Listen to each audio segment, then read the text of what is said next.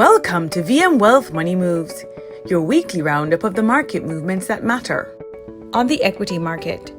On September 30th, TransJamaican Highway Limited 8% cumulative redeemable preference shares and Tropical Battery Limited's ordinary shares were listed on the main and junior markets respectively. In its first day of trading, Tropical triggered the circuit breaker, closing 28% higher than its listing price at $1.28. On the 30th, Barita Investments Limited also gained 16.63% to close at a new 52-week high of $98, ahead of the listing of additional shares.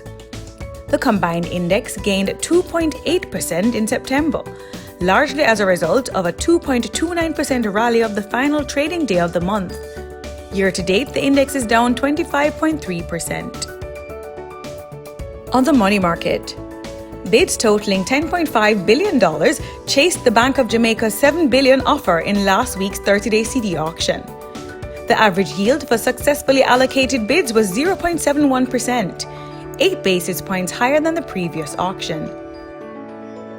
On the bond market, during the past week, investors were risk-off as they grew worried about the increase in COVID-19 cases and the pace of the U.S. economic recovery. However, there was some shift towards optimism on September 30th following the release of the ADP's monthly private sector job count, indicating 749,000 jobs were added to the economy in September, versus a forecast of 600,000. Notwithstanding the likelihood of a stimulus package being released prior to the November U.S. presidential elections continues to weigh on investor sentiment. The Democrats have proposed a $2.2 trillion relief package, which has not been agreed upon by the Republicans.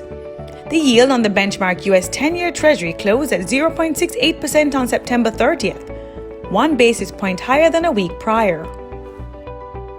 On the foreign exchange market.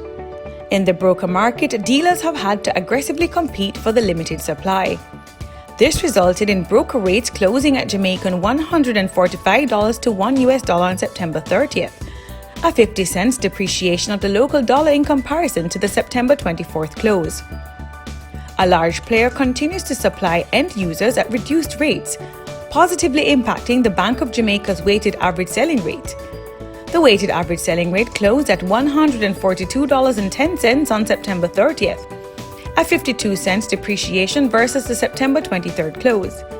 Year to date, the Jamaican dollar is down 6.7%. Contact your VM Wealth advisor before you make your next money move. Email wealthinfo@myvmgroup.com.